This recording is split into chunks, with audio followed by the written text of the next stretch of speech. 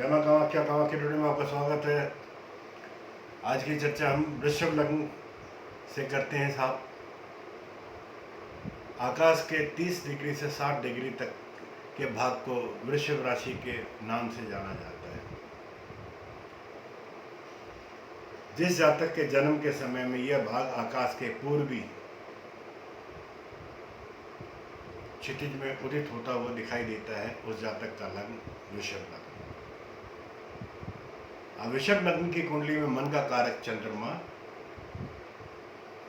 तीसरे भाव का, तृतीय भाव का स्वामी होता है और यह जातक के नौकर, चाकर, सहोदर, पराक्रम, अभक्ष पदार्थों का सेवन, क्रोध, भ्रम, लेखन, कंप्यूटर, अकाउंट्स, मोबाइल, पुरुषार्थ, साहस, शौर्य, योगाभ्यास, खांसी इत्यादि का प्रतिनिधित्व करता है।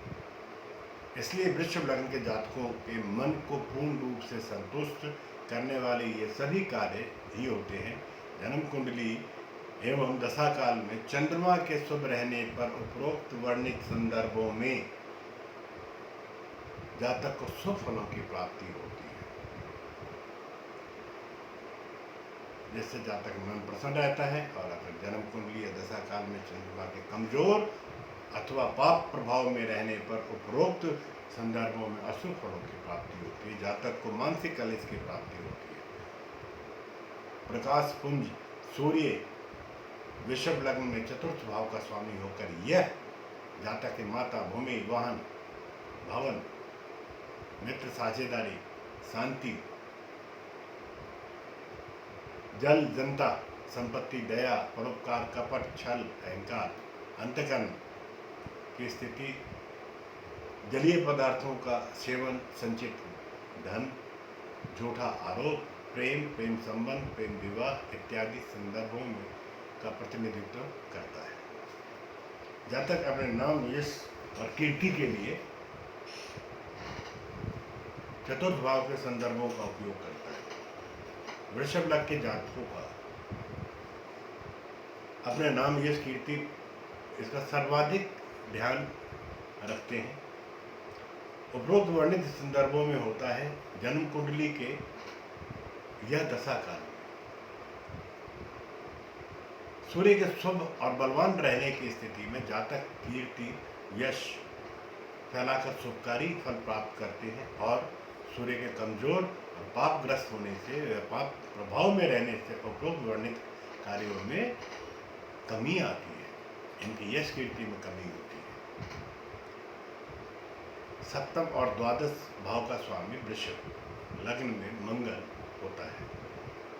सप्तमेश होने के कारण यह जातक के घर, गृहस्थी सहित लक्ष्मी, स्त्री, काम वासना, मृत्यु, मैथुन, चोरी, झगड़ा, अशांति, उपद्रव, जैनेन्द्रिय व्यापार इत्यादि का कारक होता है। और द्वादश होने के कारण यह खर्च को प्रतिनिधित्व करता है। जाहिर इस लग्न के जातकों के घर, गृहस्थी, सप्तम भाव के वातावरण में खर्च द्वादश भाव की अहम भूमिका होती है।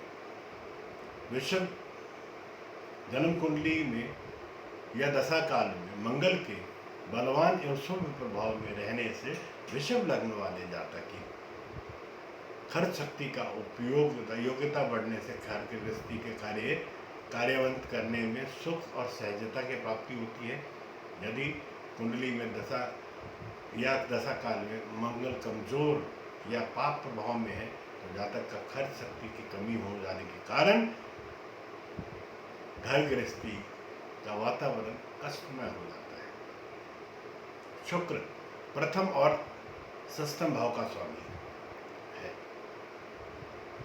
लग्नेश होने के कारण यह जातक के रूप, चिन्ह, जाति, शरीर, आयु, सुख, दुख, विवेक, व्यक्ति के स्वभाव, आकृति और संपूर्ण व्यक्तित्व का प्रतिनिधित्व करता है। अषष्ठेश होने के कारण ऋण, शत्रु, अपमान, चिंता, शंका, पीड़ा, ननिहाल, असत्य भाषण, योगाभ्यास, जिम्मेदारी, साहूकारी सभी प्रकार के संदर्भों का प्रतिनिधित्व करता है। इन दोनों ही भाव का वृषभ लग्न के जातक के स्वास्थ्य और आत्मविश्वास से अति गहन संबंध होता है।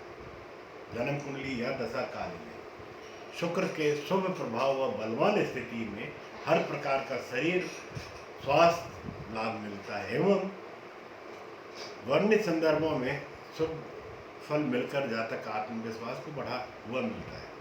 और इसके विपरीत जन्म कुंडली या दशा काल में शुक्र कमजोर या पाप प्रभाव में रहने से उपरोक्त वर्णित विषयों में परेशानियां पैदा कर इनके स्वास्थ्य से संबंधित परेशानियां और आत्मविश्वास की कमी देखी जाती है। बुध दूसरे स्थान द्वितीय भाव का स्वामी होकर यह जातक के कुल कुटुंब विद्या दाहिनिया नाक गला मोती रत्न आभूषण सौंदर्य गायन इत्यादि विषयों का प्रतिनिधित्व करता है। यह दशा काल या कुंडली में शुभ प्रभाव के रहने से वृषभ लग्न के जातकों को उपरोक्त वर्णित विषयों में शुभ फलों की प्राप्ति सहजता से प्राप्त होता है। और इसके विपरीत अगर कमजोर या पापग्रस्त या पाप प्रभावगत हो तो उपरोक्त वर्णित संदर्भों में न्यूनता आती है, फलों में न्यूनता आती है। बृहस्पति अष्टम भाव का स्वामी आत्मा का स्वामी होकर व्याधि जीवन आयु मृत्यु का कारण मानसिक चिंता समुद्र यात्रा नास्तिक विचारधारा ससुराल दुर्भाग्य दारिद्रता आलस्य जेल यात्रा अस्पताल चीरफाड़ ऑपरेशन भूत प्रेत जादू टोना जीवन में भीषण दारुण दुख का प्रतिनिधित्व करता है। जन्म कुंडली अथवा दशा काल में बृहस्पति बलवान और शुभ प्रभाव में रहने से उपरोक्त वर्णित विषयों पर शुभ फलों की प्राप्ति कराता है। इसके विपरीत कमजोर और अशुभ प्रभाव पाप प्रभाव में रहने से बृहस्पति इन फलों के विपरीत फल प्राप्त होते हैं। शनि नवम और दसम जैसे दो महत्वपूर्ण भावों का स्वामी होता है। यह नवमेश होने के नाते धर्म पुण्य भाग्य गुरु ब्राह्मण देवता भक्ति पिता का सुख तीर्थ यात्रा आदि विषयों का प्रतिनिधित्व करता है। एवं दशमेश होने के कारण यह राज्य मान प्रतिष्ठा कर्म पिता प्रभुता हवन भोग अनुष्ठान ऐश्वर्य नेतृत्व विदेश यात्रा पैतृक संपत्ति जैसे संदर्भों का प्रतिनिधित्व करता है। यह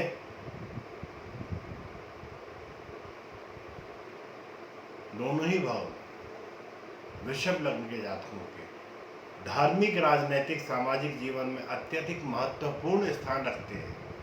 जन्म कुंडली या दशा काल में शनि के बलवान और शुभ प्रभाव में रहने से जातक को उपरोक्त वर्णित विषयों में एवं मुक्त भाग्य और कर्म से संबंधित अत्यधिक शुभ फलों को मिलता है, सकारात्मक फलों की प्राप्ति होती है। इसके विपरीत कमजोर व पाप प्रभाव में होने से इन विषयों में अशुभ फलों की प्राप्ति होती है। राहु पंचम स्थान का स्वामी होकर पंचमेश बनता है और यह एक अत्यधिक महत्वपूर्ण त्रिकोण का स्वामी बनता है और जीवन के अत्यधिक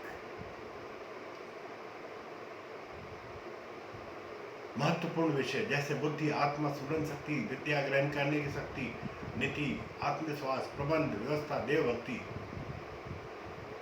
नौकरी धन मिलने के उपाय अनायास धन जलाग्नि पुत्र संतान मंत्र द्वारा पूजा व्रत उपवास हाथ का यश स्वाभिमान अहंकार आदि विषयों का प्रतिनिधित्व करता है।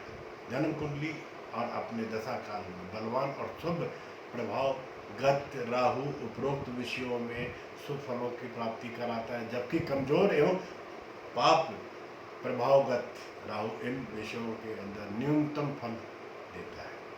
केतु एकादश भाव का स्वामी होकर जातक के लोभ लाभ स्वार्थ गुलामी दास्ता संतानहीनता कन्या संतति ताऊ चाचा बुआ बड़े भाई बहन भ्रष्टाचार रिश्वतखोरी बेईमानी इत्यादि भाव का प्रतिनिधित्व करता है। जन्म कुंडली में अथवा अपने दशा काल में बलवान एवं शुभ प्रभाव गत होने से राहु अत्यंत शुभ फलों की प्राप्ति कराता है, वहीं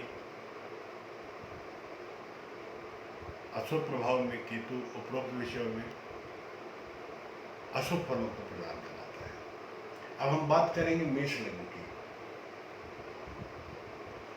मित्रों, मेष लग्न काल पुरुष का पहला, राशियों के हिसाब से पहला काल पुरुष की कुंडली का लग्न मेष लग्न। आकाश में 0 डिग्री से 30 डिग्री तक के भाग्य को मेष राशि के नाम से जाना जाता है। जिस जातक के जन्म के समय यह भाग आकाश के पूर्वी क्षितिज में उदित होता हुआ दिखाई देता है, उस जातक का लग्न मेष माना गया है।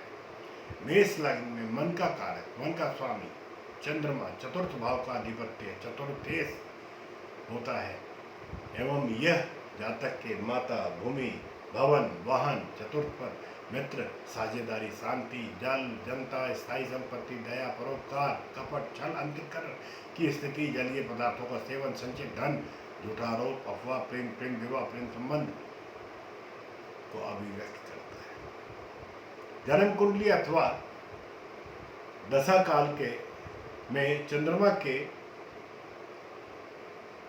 बलशाली होने पर, मजबूत स्थिति, शुभ प्रभाव में होने पर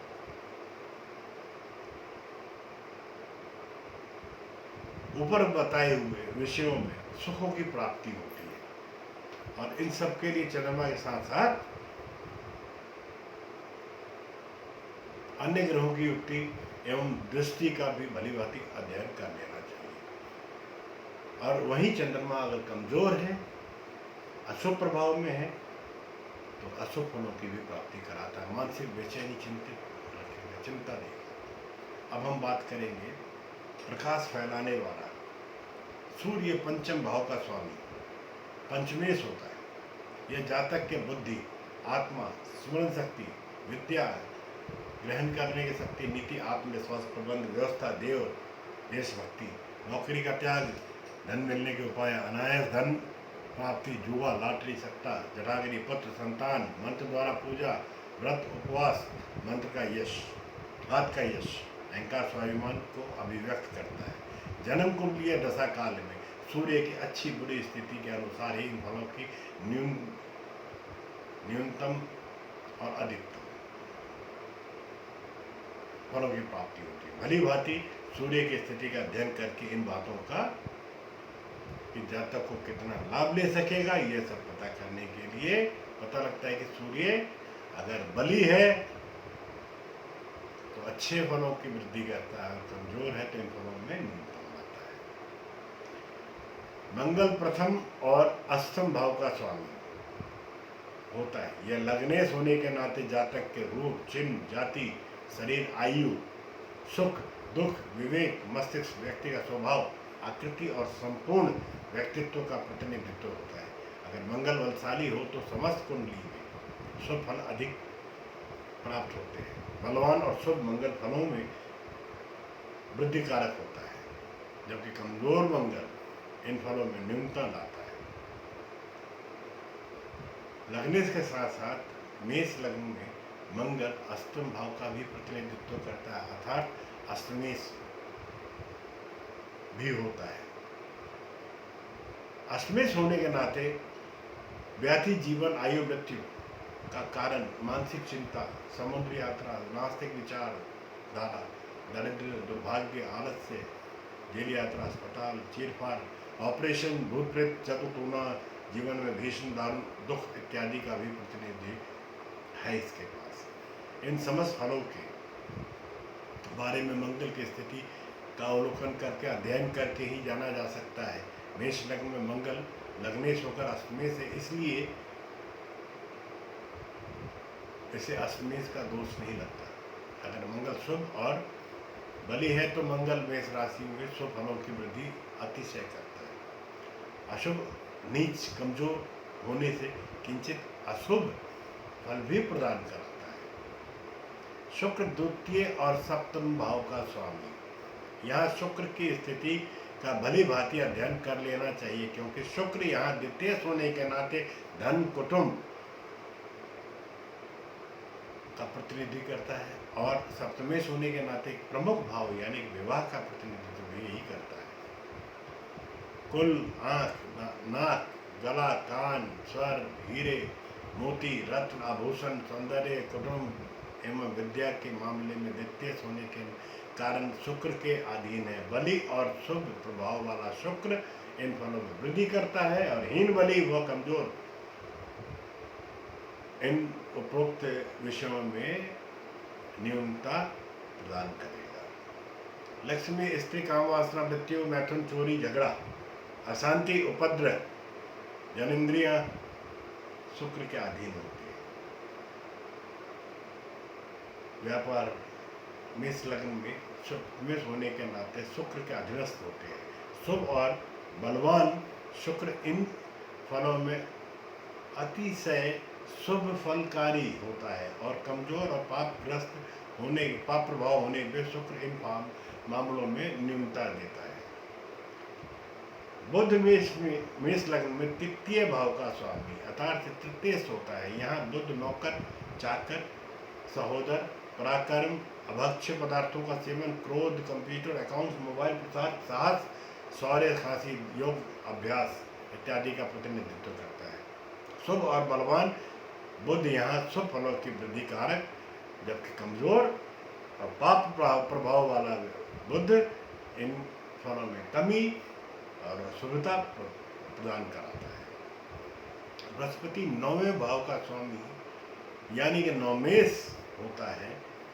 इस लग्न में धर्म पुण्य भाग्य गुरु ब्राह्मण देवता तीर्थ यात्रा भाग्य उदय शील तप प्रवास पिता का सुख तीर्थ यात्रा दान पीपल इत्यादि का प्रतिनिधि बृहस्पति यानी गुरु होता है। शुभ और बलवान स्थिति में बृहस्पति की मेष लग्न के जातकों को वर्णित फलों में अतिशय शुभ कारक प्राप्त कराता है प्राप्ति होती है। जबकि हीन बलि और पाप प्रभाव वाला गुरु जैसा शुभ ग्रह भी इन फलों में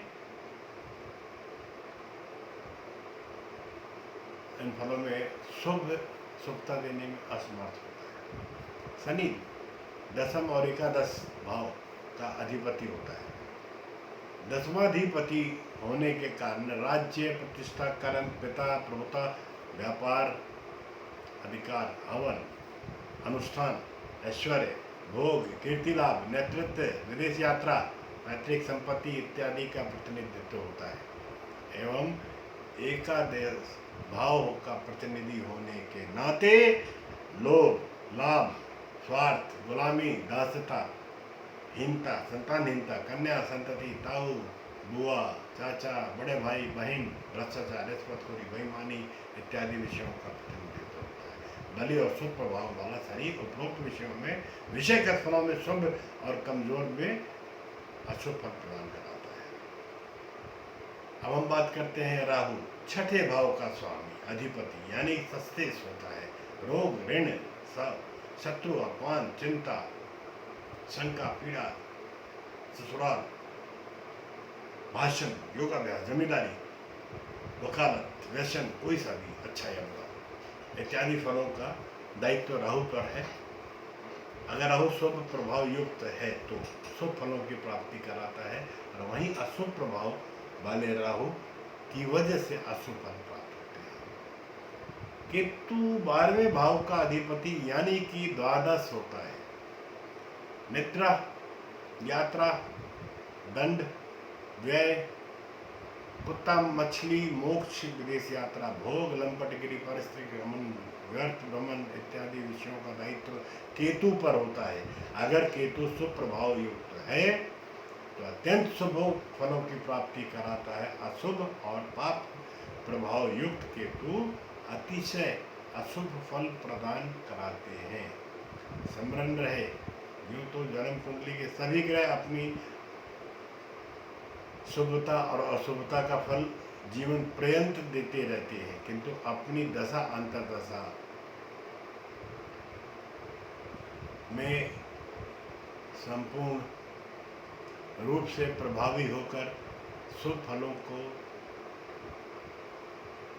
शुभ अशुभ फलों के दाता बनते हैं।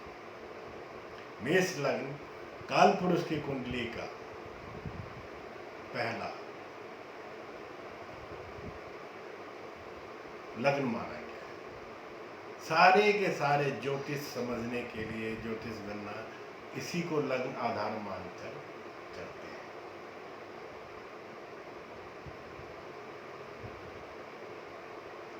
अब हम आज की चर्चा यहाँ पे समाप्त करेंगे। आज चर्चा समाप्त करने से पूर्व हम एक बात पुनः बताएंगे कि धरती के घूमने के फलस्वरूप आसमान के 360 डिग्री पूर्व दिशा से पश्चिम दिशा की ओर जाती हुई पट्टी को 12 भागों में बांटने से 30-30 डिग्री का कुल 12 राशियां बनती हैं। आप इसे पृथ्वी की कक्षा को समझने जानने के लिए माइलस्टोन की तरह समझ सकते हैं। कुंडली का अध्ययन करने के लिए लग्न अति महत्वपूर्ण होता है। तत्पश्चात चंद्र लग्न और सूर्य लग्न का महत्व है। यह लग्न क्या है, हमने अभी चर्चा में आपको बताया। पूर्व क्षितिज से जो भी राशि उदय हो रही है 24 घंटे एक के पश्चात एक 12 ही लग्न आते हैं, और 12 लग्न में पूर्व क्षितिज की तरफ से हो जो भी उदय होती हुई राशि जन्म के समय वही जातक का लग्न होता है। एक लग्न तकरीबन 2 घंटे तक रहता है।